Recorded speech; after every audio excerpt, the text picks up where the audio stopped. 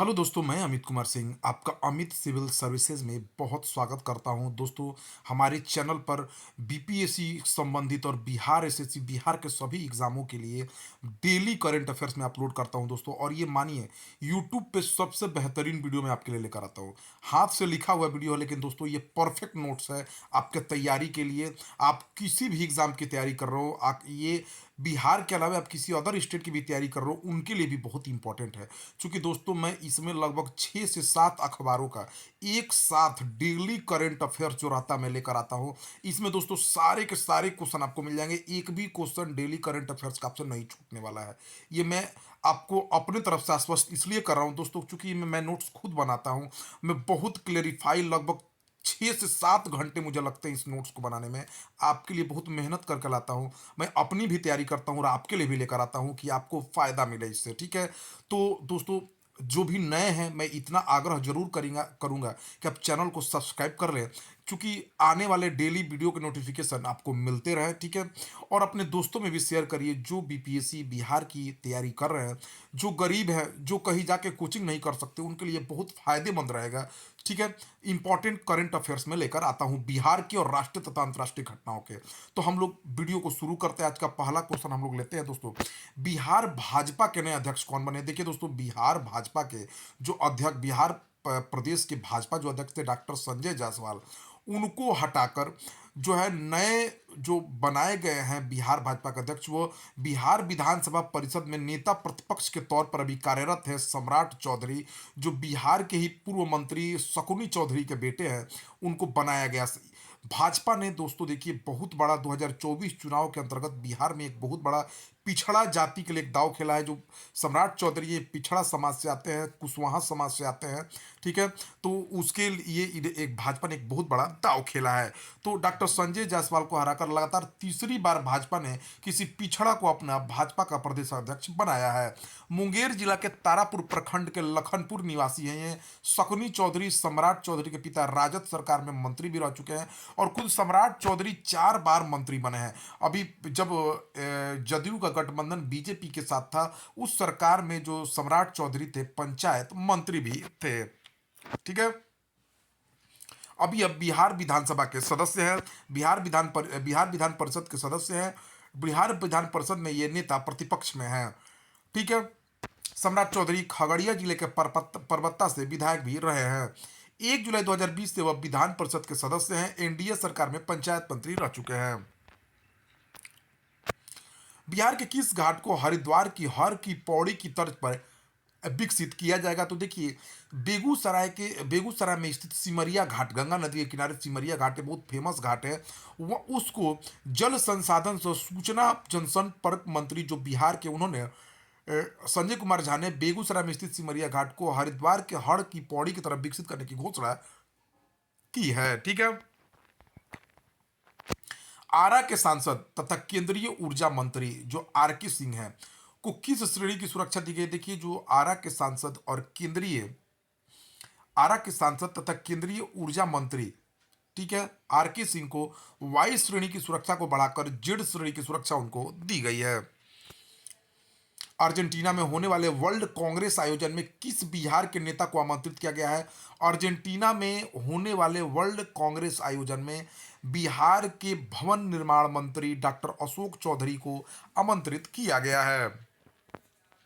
किस जिले में स्थित घोसी प्रखंड के परावन पंचायत में बिशुनगंज नगमा फाल पर निर्मित पुल की चौड़ाई बढ़ाई जाएगी? देखिए, बिशुनगंज नगमा जो फॉल है, उस पर एक पुल बनाया गया। उसकी चौड़ाई को बढ़ाने के लिए मुख्यमंत्री नीतीश कुमार ने घोषणा की है। मुख्यमंत्री नीतीश कुमार ने जहानाबाद में स्थित बिशुनगंज नगमा फॉल पर निर्मित पुल की चौड़ाई बढ़ाने के प्रस्ताव को स्वीकृति दी है। तो ये जहानाबाद में बिशुनगंज नगमा फॉल पर जो पुल है उसकी चौड़ाई बढ़ाई जाएगी। भवन निर्माण विभाग मंत्री अशोक चौधरी ने बिहार राज्य में विभिन्न निर्माण संबंधी कितने करोड़ का बजट पेश किया है? तो देखिए, भवन निर्माण विभाग का जो बजट है वो लगभग 4,721 करोड़ का बजट को स्वीकृति मिल गई है विधानसभा से। 2,077 करोड़ की लागत से 29 जिलों में इंजीनियरिंग भवनों का निर्माण किया जाएगा। एससी एसटी कल्याण विभाग की योजनाओं के तहत 28 जगहों पर 720 बीस क्षमता वाले आवासीय विद्यालय का निर्माण होगा और 14 जगहों पर पिछड़ा एवं अति पिछड़ा विभाग के 520 क्षमता वाले आवासीय विद्यालय भवन का भी निर्माण कराया जा रहा है। तो इसको ध्यान रखिए। भवन निर्माण विभाग ने 551 जेई कनिष्ठ अभियंताओं की भी बहाल करने की घोषणा की है तथा 1000 माली भी भवन निर्माण विभाग में बहाल किए जाएंगे। बिहार विद्युत विनियामक आयोग ने बिहार में 1 अप्रैल से कितनी प्रतिशत बिजली दरों को महंगा करने का ऐलान किया है। देखिए दोस्तों, बिहार में बिजली दरों की महंगा होने का समय आ गया है। बिहार विद्युत विनियामक आयोग ने बिहार में 1 अप्रैल से बिजली दरों में 24.10% की बढ़ोतरी कर दी है तथा फिक्स्ड चार्ज में 33% की बढ़ोतरी करते हुए लगभग दुगना कर दिया है। बिहार के ऊर्जा मंत्री विजेंद्र प्रसाद यादव हैं और भारत के ऊर्जा मंत्री R K सिंह हैं। बिहार विद्युत विनियामक आयोग के अध्यक्ष अभी शिशिर सिन्हा है। देखिए, इस जो बढ़ोतरी हुई है, अगर 0 से 50 यूनिट अगर ग्रामीण क्षेत्र में आप खर्च कर रहे हैं तो अब आपको 7.57 की दर से बिजली यूनिट खर्च करनी पड़ेगी। 50 से अगर अधिक यूज करते हैं तो 8.11 आपको पर यूनिट बिजली का चार्ज लगेगा। अगर आप शहरी घरेलू हैं तो 1 से 100 यूनिट खर्च पर आपको 7.57। अभी ये इसमें सब्सिडी सब्सिडी नहीं लागू है दोस्तों, बिना सब्सिडी का मैं बता रहा हूँ। शहरी घरेलू अगर 1 से 100 यूनिट यूज करते हैं तो 7.57 यूनिट बिजली की दर हो जाएगी और 100 से अधिक यूनिट पर 9.10 दर हो जाएगी। All India survey of higher education की ताजा रिपोर्ट के अनुसार शोध करने के मामले में किस राज्य के विद्यार्थी सबसे आगे हैं। तो देखिए, all India survey of higher education की ताजा रिपोर्ट के अनुसार बिहार के जो छात्र हैं, विद्यार्थी हैं, वो शोध करने में सबसे आगे हैं दोस्तों। ठीक है, बिहार के विद्यार्थी शोध में सबसे आगे हैं। विश्वविद्यालय में अभी 3808 छात्र शोध कर रहे हैं। ठीक है, बिहार के कॉलेजों में औसत नामांकन 4974 छात्र हैं। बिहार में उत्तर प्रदेश तथा गुजरात से अधिक नामांकन होता है। ठीक है, बिहार में 1 लाख की आबादी पर 8 कॉलेज हैं। सूबे में कुल 1035 कॉलेज हैं। बिहार विश्वविद्यालय में कॉलेजों की संख्या 200 है। बिहार के सरकारी कॉलेजों में 15,28,546 छात्र पढ़ रहे हैं। बिहार के शिक्षा मंत्री प्रोफेसर चंद्रशेखर हैं। बिहार के किस जिले का अस्पताल सर्वश्रेष्ठ इको फ्रेंडली अस्पताल बना है। तो देखिए, बिहार के भागलपुर सदर जो अस्पताल है वो सर्वश्रेष्ठ इको फ्रेंडली अस्पताल बना है।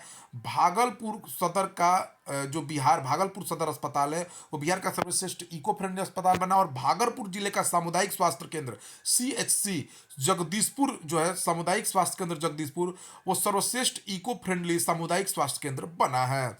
कायाकल्प योजना के तहत जिला अस्पताल श्रेणी में बेगूसराय जिले का सदर अस्पताल बिहार का नंबर 1 अस्पताल बना है। ठीक है, तो नंबर 1 अस्पताल बेगूसराय सदर अस्पताल बना है और जो इको फ्रेंडली अस्पताल है वो कौन बना है, भागलपुर का सदर अस्पताल बना है। सीतामढ़ी जिला अस्पताल दूसरे पोजीशन पर है जिला अस्पतालों के मामले में।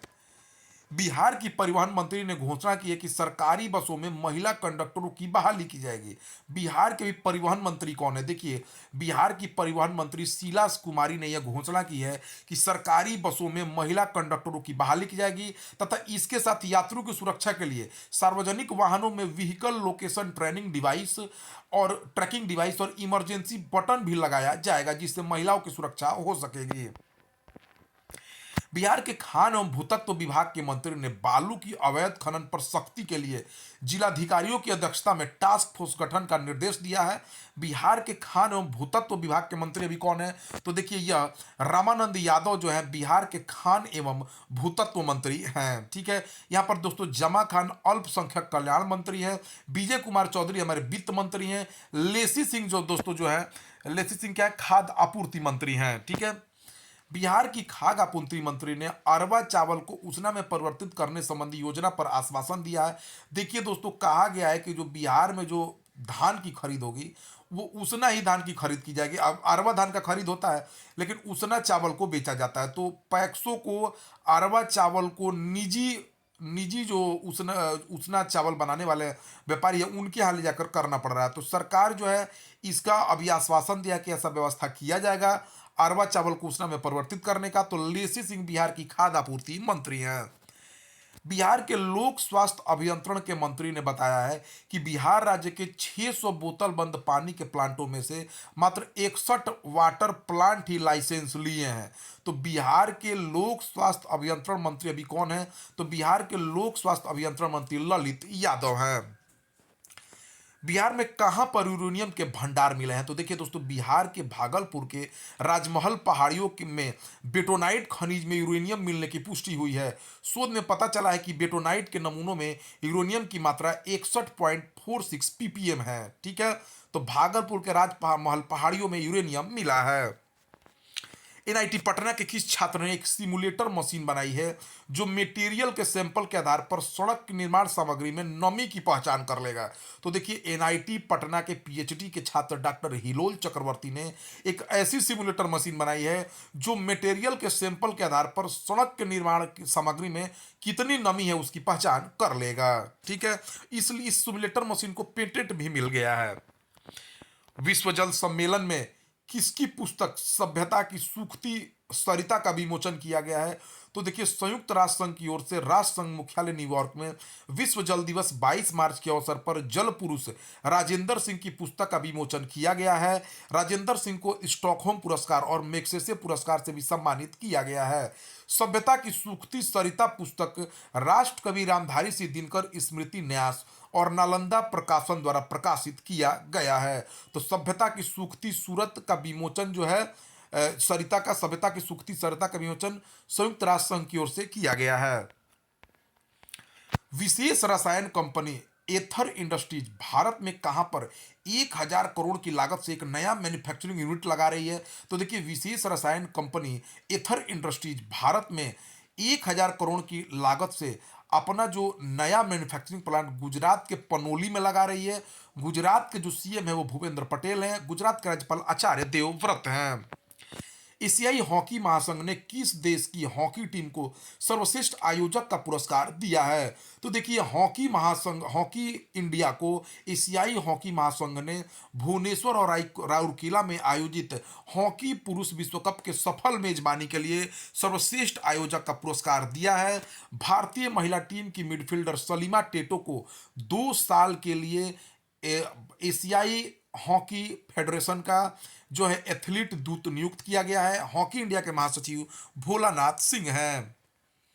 भोपाल में आयोजित आईएसएसएफ पिस्टल पिस्टल व राइफल विश्व कप में किसने मिश्रित युगल में रजत पदक जीता है? तो वरुण तोमर और रिदम सांगवान की मिश्रित टीम ने रजत पदक जीता है। साथ ही साथ रुद्रांश पाटिल तथा आर नर्मदा नितिन ने कांस्य पदक जीता है। जातिगत भेदभाव के खिलाफ विधेयक पेश करने वाला अमेरिका देश का पहला राज्य कौन बना है? देखिए, जातिगत भेदभाव के खिलाफ विधेयक पेश करने वाला अमेरिका देश का पहला राज्य जो है वो कैलिफोर्निया बना है। कैलिफोर्निया राज्य के सीनेट में चुनी गई पहली मुस्लिम और अफगान अमेरिकी आयशा वहाब ने यह विधेयक पेश किया है। इससे पहले सिएटल जाति आधारित भेदभाव प्रतिबंधित करने वाला अमेरिका का पहला शहर बना था। तो बहुत ही इंपॉर्टेंट है, यहां से क्वेश्चन दोस्तों एग्जाम में पूछा सकता है, वेरी वेरी इंपॉर्टेंट क्वेश्चन है। आगामी चुनावों को देखते हुए भाजपा ने कितने राज्यों के प्रदेश अध्यक्षों को बदल दिया है? तो देखिए दोस्तों, बिहार के प्रदेश अध्यक्ष सम्राट चौधरी बनाए गए हैं। 4 प्रदेश अध्यक्षों को भाजपा ने बदला है। उड़ीसा के प्रदेश अध्यक्ष मनमोहन सामल बने हैं। राजस्थान के प्रदेश अध्यक्ष सीपी जोशी बने हैं। दिल्ली के प्रदेश अध्यक्ष वीरेंद्र सचदेवा बने हैं। भाजपा के राष्ट्रीय अध्यक्ष जेपी नड्डा हैं। भाजपा की स्थापना 6 अप्रैल 1980 को की गई है। ठीक है, कि हुई थी। भारतीय जनसंघ देखिए, सबसे पहले भारतीय जनसंघ बना 1951 से 1977 तक रहा। फिर उसके बाद भारतीय जनसंघ के बाद जनता पार्टी बनी 1977 से 80 तक। फिर बाद में जनता पार्टी से भाजपा की स्थापना हुई 6 अप्रैल 1980 को।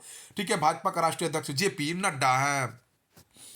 पीएम मोदी के उपनाम पर कथित टिप्पणी के मामले में कांग्रेस के किस पूर्व अध्यक्ष को 2 साल की सजा हुई है? देखिए दोस्तों, 2 साल की सजा के बाद अभी आज का न्यूज मैं आपको बता रहा हूं, जब ये न्यूज बनाने के बाद आज का मैं न्यूज बता रहा हूं कि इनकी सदस्यता रद्द कर दी गई है। वायनाड केरल से ये सांसद थे, अब केरल से भी इनकी सदस्यता रद्द कर दी गई है। ठीक है, अमेठी से भी इन्होंने सांसदी का चुनाव लड़ा, लेकिन वहां पर वो स्मृति ईरानी से हार गए थे। तो अब जो हमारे राहुल गांधी हैं, कांग्रेस के जो राहुल गांधी हैं, वो अब संसद के किसी भी सदन के सदस्य नहीं रहे। ठीक है, 2 साल की सजा के बाद उनकी संसद की सदस्यता रद्द कर दी गई है। पूर्व कांग्रेस अध्यक्ष राहुल गांधी को मोदी सरनाम वाले लोगों को चोर कहने के मामले में सूरत के ट्रायल कोर्ट में 2 साल की सजा सुनाई गई है। भारतीय राष्ट्रीय कांग्रेस की स्थापना 28 दिसंबर 1885 को हुई थी। वर्तमान अध्यक्ष मल्लिकार्जुन खड़गे हैं। संस्थापक एओ ह्यूम थे इसके।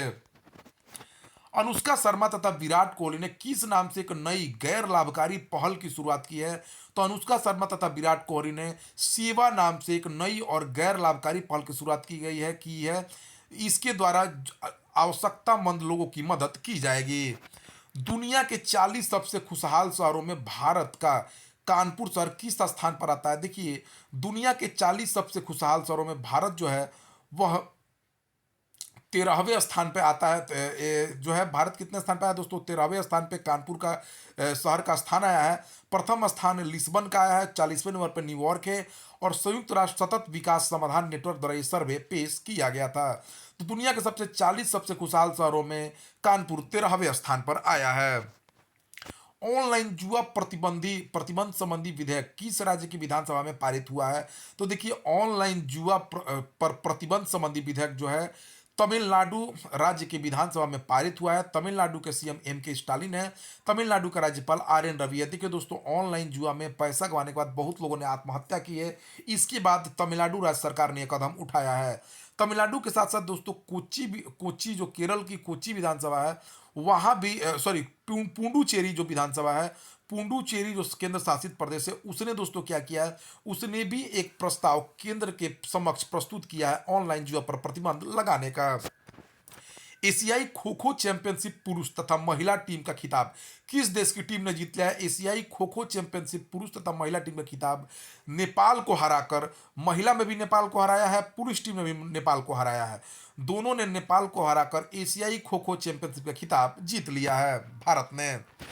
एशिया कप क्रिकेट 2023 का आयोजन किस देश में होगा? देखिए दोस्तों, भारत ने एशिया कप क्रिकेट 2023 जो पाकिस्तान में होने वाला है उसमें शामिल होने से मना कर दिया है। अब बीसीसीआई और पाकिस्तान क्रिकेट बोर्ड के बीच यह बात चल रही है कि भारत के जो एशिया कप के मैच है वो पाकिस्तान के अलावा किसी और देश में आयोजित किया जाए, तब भारत एशिया कप में शामिल होने के लिए राजी होगा।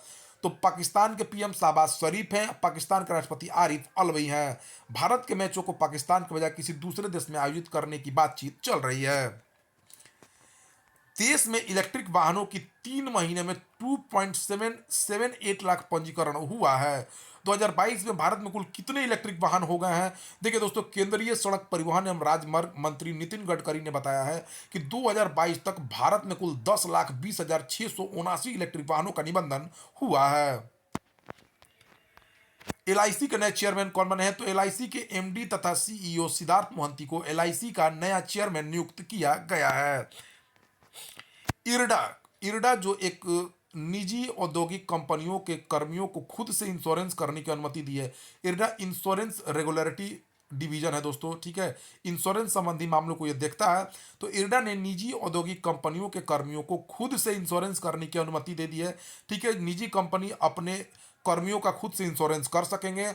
इरडा ने हर व्यक्ति को इंश्योरेंस के दायरे में लाने का लक्ष्य कब तक रखा है? तो इरडा ने दोस्तों 2047 तक हर व्यक्ति का इंश्योरेंस करने का लक्ष्य रखा है भारत का। इरडा दिव्यांगों के लिए भी इंश्योरेंस उत्पाद लाने के पर काम कर रही है। इंश्योरेंस कंपनियों को म्यूचुअल फंड जैसे कारोबार में आने की भी अनुमति दी जा सकती है। निजी कंपनियों को कैप्टिव इंश्योरेंस फर्म बनाने की मिल सकती है अनुमति। ठीक है, केंद्रीय सड़क तथा परिवहन मंत्री नितिन गडकरी ने कहां पर देश की पहली डबल डेकर सड़क की आधारशिला रखी है? तो देखिए, झारखंड में केंद्रीय सड़क तथा परिवहन मंत्री नितिन गडकरी ने देश की पहली डबल डेकर सड़क की आधारशिला रखी है। उन्होंने झारखंड में जमशेदपुर तथा रांची में 13,200 करोड़ की 31 सड़कों का उद्घाटन तथा शिलान्यास किया है। हाल ही में किस केंद्रीय मंत्री ने वैदिक हेरिटेज पोर्टल लॉन्च किया है? तो केंद्रीय गृह मंत्री अमित शाह ने वैदिक हेरिटेज पोर्टल को लॉन्च किया है।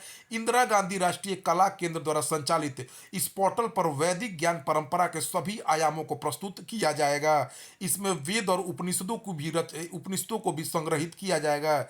इसके साथ उन्होंने भारत की 64 कलाओं पर आधारित वर्चुअल म्यूजियम कला वैभव का भी लोकार्पण किया है। विश्व का सबसे प्राचीन मोती शहर कहाँ खोजा गया है? देखिए, विश्व का सबसे प्राचीन मोती शहर यूएई में स्थित उत्तरी सोखडोम के पास स्थित द्वीप पर फारस की खाड़ी में विश्व का प्राचीन मोती शहर खोजा गया है। यह 6वीं शताब्दी का मोती शहर है, संयुक्त अरब अमीरात में। ठीक है, डब्ल्यूएचओ की रिपोर्ट के अनुसार कोरोना के बाद सबसे अधिक विश्व में किस रोग से लोगों की मृत्यु हुई है? तो देखिए 2019 में कोरोना आने के बाद उसके बाद कोरोना के बाद सबसे अधिक मौत जो है टीबी से हुई है। वर्ष 2021 में क्षय रोग के कारण 16 लाख लोग मर गए हैं टीबी के कारण। डब्ल्यूएचओ द्वारा 2030 तक दुनिया को टीबी मुक्त करने का लक्ष्य रखा गया है, जबकि भारत द्वारा 2025 तक भारत देश को टीबी मुक्त करने का लक्ष्य रखा गया है। 24 मार्च 2023 को विश्व टीबी दिवस की थीम हाँ हम टीबी को समाप्त कर सकते हैं, yes we can end TB रखा गया है। इसका थीम हाँ हम टीबी को समाप्त कर सकते हैं। टीबी रोग बैक्टीरिया से होने वाली एक बीमारी है। विवादित चंदन डैम पर बने नहर के पानी के लिए किन दो राज्यों के बीच विवाद है?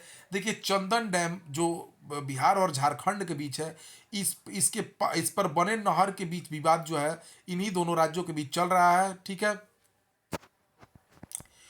बिम्स्टेक का 2 दिवसीय मंत्री स्तरीय सम्मेलन 25 मार्च से कहां आयोजित होगा?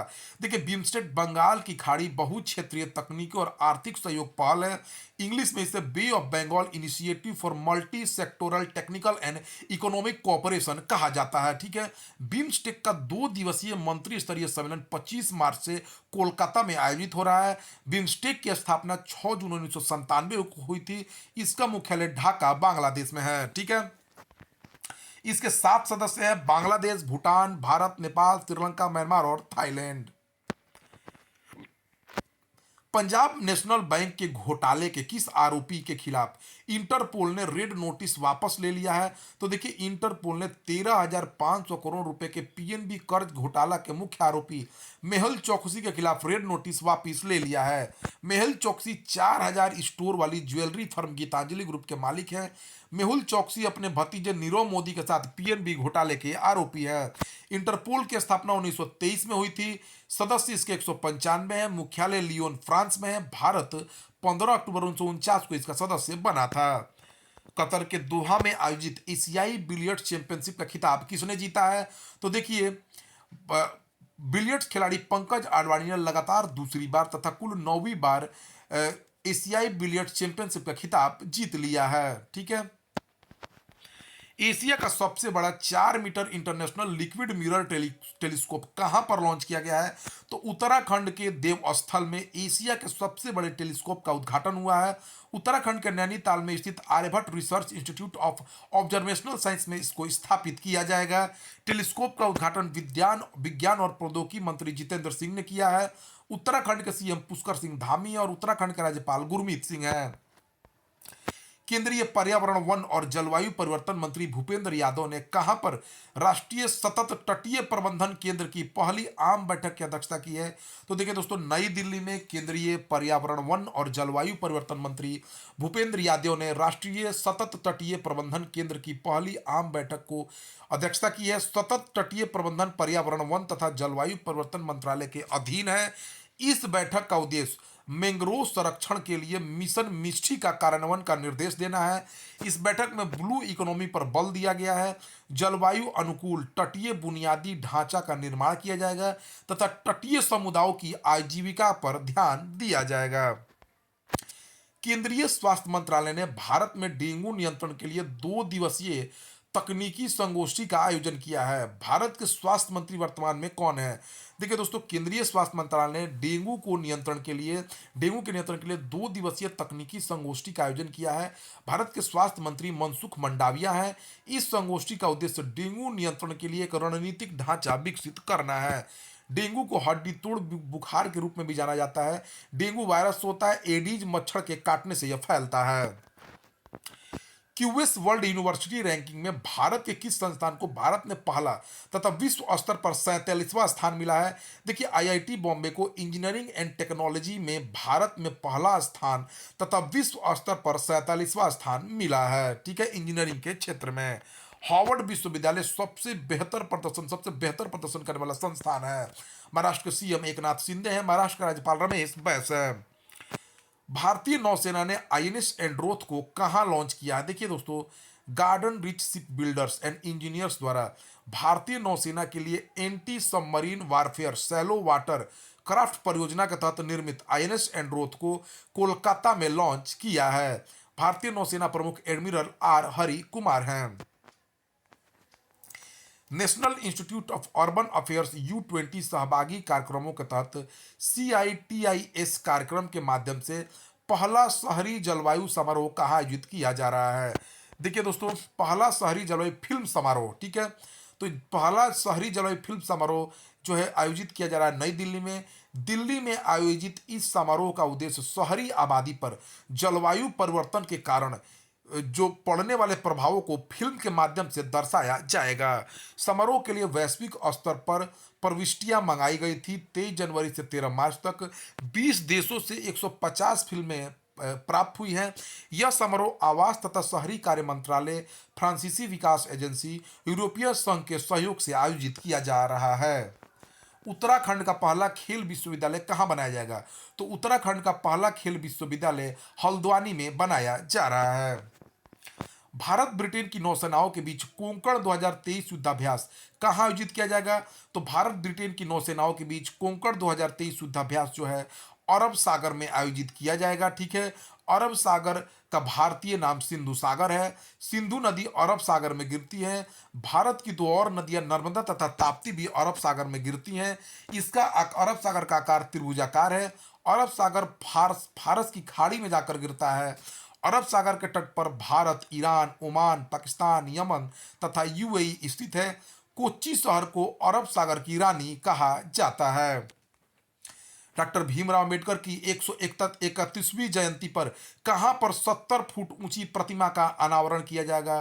तो लातूर, महाराष्ट्र में डॉक्टर भीमराव अंबेडकर की 131वीं जयंती पर 70 फुट ऊंची प्रतिमा का अनावरण किया जाएगा। स्टेच्यू ऑफ नॉलेज के नाम से लातूर, महाराष्ट्र में इसे स्थापित किया जाएगा। भारत के प्रथम कानून मंत्री डॉक्टर भीमराव अंबेडकर थे, ठीक है। संविधान सभा के अध्यक्ष भी, संविधान बनाने में इनका बहुत बड़ा महत्वपूर्ण योगदान है। इनको भारत रत्न 1990 में मिला था। इनका जन्म 14 अप्रैल 1891 के मध्य प्रदेश के महू में हुआ था। मृत्यु इनकी 6 दिसंबर 1856 को नई दिल्ली में हो गई थी। DIC इंडिया ने नया प्रिंटिंग इंक मैन्युफैक्चरिंग प्लांट किस राज्य में शुरू किया है? देखिए दोस्तों, गुजरात में शुरू किया है इसने। DIC इंडिया DIC कॉरपोरेशन का हिस्सा है, जो मुद्रण स्याही सामग्री बनाने वाली दुनिया की सबसे बड़ी निर्माता कंपनी है। स्याही बनाने वाली यह जापान की एक कंपनी है। इंडिया कास्ट ने किसे चीफ ऑपरेटिंग ऑफिसर के रूप में नियुक्त किया? देखिए, इंडिया कास्ट एक multi platform content asset monetisation entity company है, ठीक है। इंडिया कास्ट के chief operating officer Piyush Goyal को चुना गया है। केंद्रीय ऊर्जा मंत्री R K सिंह ने बुंदेलखंड क्षेत्र में कितने सौर पार्क बनाने को मंजूरी दी है? तो देखिए, केंद्रीय ऊर्जा मंत्री R K सिंह ने बुंदेलखंड क्षेत्र में 8 सौर पार्कों की मंजूरी दी है, जिनकी मेगावाट क्षमता 4,995 मेगावाट है।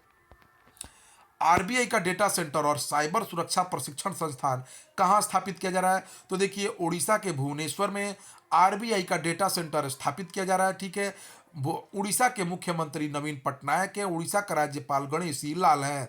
RBI की स्थापना 1 अप्रैल 1935 को हुई थी। इसका राष्ट्रीयकरण 1949 को कर दिया गया था। वर्तमान गवर्नर शक्तिकांत दास हैं। इसके प्रथम गवर्नर CD देशमुख थे, ठीक है। शक्तिकांत दास को हाल ही में गवर्नर ऑफ द ईयर भी चुना गया है। भारत ग्रीन टंग ट्रांजिशन प्रोग्राम के तहत भारत को कब तक हरा जहाज निर्माण के वैश्विक हब बनाने का लक्ष्य रखा गया है? तो देखिए दोस्तों, भारत को global hub for green ship बनाने का जो लक्ष्य है 2030 तक रखा गया। हरा जहाज निर्माण का वैश्विक हब या global hub for green ship बनाने का लक्ष्य 2030 तक रखा गया है। भारत के केंद्रीय बंदरगाह, शिपिंग एवं जलमार्ग और आयुष मंत्री श्री सर्बानंद सोनोवाल ने हरियाणा के गुरुग्राम में राष्ट्रीय ग्रीन पोर्ट एवं शिपिंग की स्थापना की है।